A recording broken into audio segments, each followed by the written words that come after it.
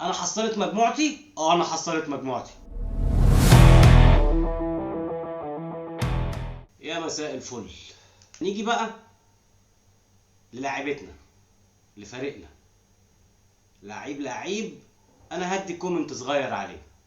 هنبدأ طبعا بحارسنا الهمام الشناوي اللي بيلعب ماتش حلو و10 لا. الشناوي اللي في ماتش انتر ميامي كلنا اشدنا بيه وقلنا حارس مصر الاول وازاي، ولا كنا لازم نصبر عليه، وشكرا على العروض الكتير اللي جات لك وانت اتنزلت عليه عشان خاطرنا. شكرا يا عم الشناوي. بس انا دلوقتي بقول لك روح ادي الفرصة لشوبير. هتفضل ماسك فيها لحد امتى؟ كتير عليك كده. 4 تجوان يعني لو تفرد ايدك. تفرد ايدك ايه؟ انت طويل. نط بس كده وانت فارد ايدك الكرة بتخبط في دماغك وتخرج. ياسر ابراهيم زي ما عهدناه رجولة واداء وروح وكل حاجة وقتالية. تسلم يا ياسر وترجع بالسلامة. اشرف داري مدافع دولي بس انا شايفه طري. سد في كام كورة وسد في ماتش ايه هو طري. محمد هاني باك رايت مصر الاول في 3 ماتشات ما يعملش غير اوفر واحد عدل يجي منه الجون. اقول لك على حاجه يا هاني، انت لسه ناشئ. روح. حمدي فتحي اللي اول ما شفت ان هو الاهلي تعاقد معاه عشان فتره كاس العالم قلت حلو هو وديانج يقفلوا الحته دي لكن يا حمدي انت كنت خليك في الوكره احسن. الوكره اللي كان بيجي لك كور في ال 18 والجون فاضي وما بتجيبهاش. معرفش جبناك ليه بصراحه. مروان عطيه راجل مفيش كلام، بس بيبيع نفسه كتير. مدفع رمضان الحقيقي محمد علي بن رمضان اهم صفقة الاهلي عملها السنة دي واقوى صفقة. محمد علي بن رمضان. شكرا تونس، شكرا الترجي، نحبكم برشا. تريزيجيه تشكر يا كريزيديه. لو كنت البلانتي سبتها لوسام او لزيزو او انت جبتها كان زماننا دلوقتي لسه في امريكا ومستنيين الماتش الجاي اللي هيتحط علينا فيه عادي جدا ونرجع. يا اما كانت تبقى الامور بقى معانا والتوفيق وربنا طبعا قبل الكل يا عالم. بس هو حلو كده تمام. امام عاشور الاصابه حرمتك من ان انت تبين الفول باور بتاعك وتبين قد ايه انت راجل. ربنا يرجعك بالسلامه. طاهر محمد طاهر ترجع بالسلامه انت كمان. لا تعليق غير كده. الفدائي فعلا وسام ابو علي. الكرة اللي شالها من على الخط في ماتش انتر ميامي تؤكد انه فدائي. مش اي حد يعمل كده. زي كرة ياسر في الدوري اخر سيزون دوت. نيجي بقى للبدلة. الكام واحد اللي اتغيروا في ال3 ماتشات. مين كان يستحق ان هو يبقى موجود اصلا في التشكيل الاساسي من اول ماتش، ومين ما كانش يستحق اصلا من الاساسيين ان هو كان يبقى موجود؟ احمد رمضان بيكهام. مصائب قوم عند قوم فوائد. ياسر لو ما كانش اتصاب ما كانش بيكهام لعب. ما كنا شفنا السلاسه في الخروج بالكوره والمرونه اللي عنده ان هو ينقل الكوره من خط الدفاع لخط النص او يعمل الطويله يعني. احمد رمضان بيكهام 100 100. ده يعني كان هو وياسر جنب بعض ممكن نشوف دويتو رائع. ديانج الدبابه الماليه بتاعتنا اللي لما نزل بسبب اصابه حمدي فتحي، يعني لولا الاصابه ديانج ما كانش لعب. ويعني حاجات كتير كانت هتبقى متغيره بوجود حمدي في الملعب اللي ما كانش ليه اصلا ان هو يجي. كان يخليه في الوكره زي ما قلنا في اللاين بتاعه. انما ديانج برقبه حمدي وديانج دكر كده زي ما بنقول. شوف الافتكاكات اللي عملها وقطع الكوره بدون فاولات وبدون اي حاجه. في كوره اتشطت على مسافه قريبه جت في بطنه، ده لو اي حد غير اليو ديانج كان وقع في الارض ومات. انما الواد الله اكبر عليه الكوره جت في بطنه كمل ولا همه اي حاجه. الله اكبر عليه ربنا يحميك. احمد سيد زيزو انا واحد من الناس ما كنتش عايزك تيجي بصراحه. انما بعد الاداء اللي انا شفته بتلعب بيه ده مش اداء واحد لسه جاي من كام يوم. مش اداء واحد راح على المعسكر على طول. لا، ربنا يوفقك ومستنيين منك كتير. كينج قفشه اللي انا لما كان حد يجي يتكلم اقول له لا، كينج قفشه لو سمحت، ملك القاضية، انت فين بقى؟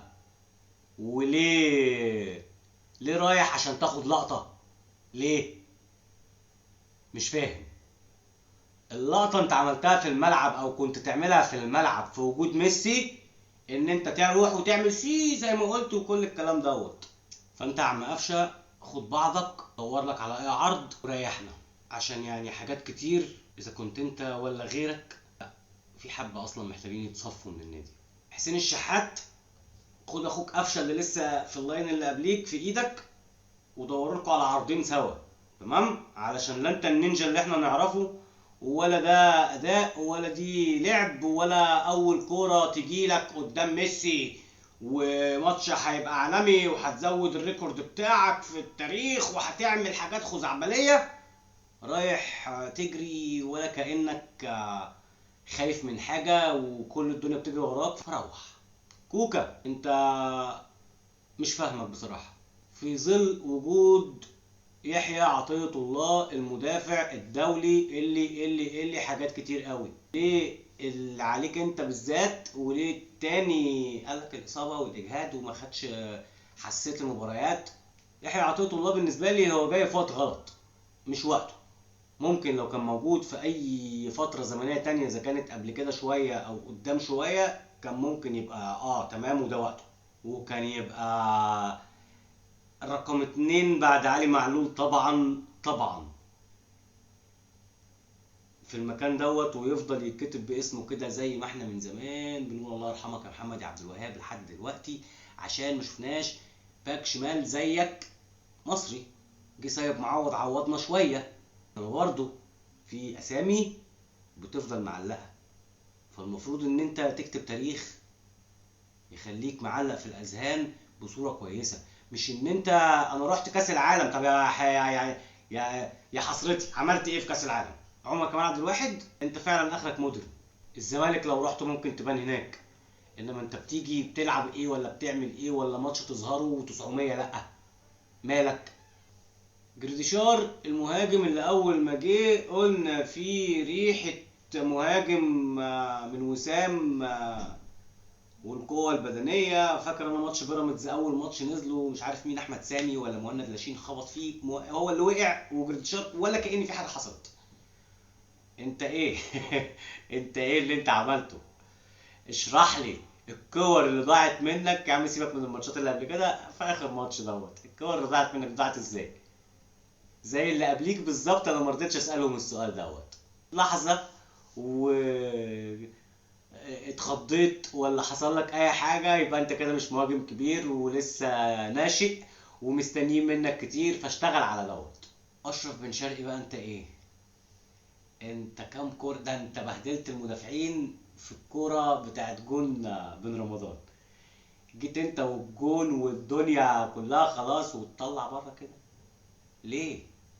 يا جدعان انا نفسي افهم العيال دي كانت بتفكر في ايه ساعتها. ما هو مستحيل اللي هو ايه وهو بيشوط الكوره مفكر انا بقى هجري واحتفل ومش عارف واعمل ايه وصعدنا انت ما كنتش تعرف انت صعدت ولا ما صعدتش اصلا، وما تعرفش نتيجه الماتش اللي هناك ولا اي حاجه. فانت كان ايه اللي داير في دماغك؟ ولا اللي انت بتشربه زي ما بيقولوا بقى هو اللي مبهدل الدنيا؟ ايه حكايتكو؟ عم ريبيرو انت كمان انت جاي تبوظ الفرقه، مش جاي تعمل تاريخ. احنا جبنا موسيماني من جنوب افريقيا، كان يعني كان موسيماني كان غالبنا 5 وكان مزعلنا وكانت الدنيا جميلة فروحنا خطفناه. انت جيت السنة دي في افريقيا في المجموعات بفرقتك اورلاندو ديت، رحت عامل برضه مزعلنا وغلبتنا. معرفش بقى الادارة فكرت ان انت بالطريقة ديت هتبقى تمشي على نهج موسيماني، وهتبقى ان انت مدرب عندك باور وعندك حاجات وافكار تطلعها بالخمس بطولات المحلية اللي انت واخدهم من الفرقتين اللي انت مدربهم، ولا ايه بالظبط؟ مين مسلطك علينا؟ اكبر لوم وعتاب على الكباتن محمد يوسف وعماد النحاس، الناس دي دارسه الفرقه وعارفاها وحافظاها. انتوا فين في دماغ ريبيرو؟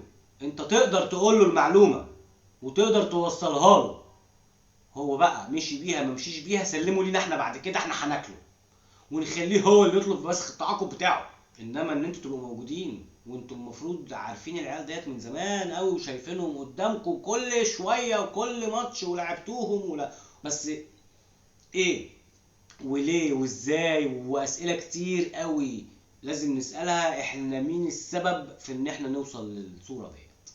طبعا بعيدا عن سف الزملكاويه اللي هتقول لك تجاره الزيتون وشوال الرز ومش عارف ايه وكل الكلام دوت، انا تعليقي الوحيد اللي انا هقوله، انا حصلت مجموعتي. انا حصلت مجموعتي، بس انا من ضمن افضل 32 فريق في العالم، حتى لو انا رقم 32 بس ما عنديش مشكله، انا من افضل 32 نادي. بقيه النوادي بقى فين؟ لا سمعنا في تونس بيتكلموا على الترجي وانه بلع 2 من فلامينجو، ولا خسر 3 من تشيلسي، ولا سمعنا عن ان الوداد شال كام ولا خسر كام ولا عمل ايه، ولا ان العين ضحكوا عليه في الامارات وقعدوا يقولوا شوفوا وراح وعمل وي وي وي. الناس دي كانت وراها بلد كاملة بتدعمها. الاهلي دولة والاهلي جمهورية والاهلي كيان كبير جدا، بدليل الماتش الاخير قدام بورتو شفتوا شكل الملعب كان عامل ازاي، دي لوحدها تكفي. ده ما كانش استاد القاهرة، لا، اللي يوصل لهنا صدقني انتوا على راسي اجدع ناس. لايك وفولو وكومنت وشير وسبسكرايب وودي.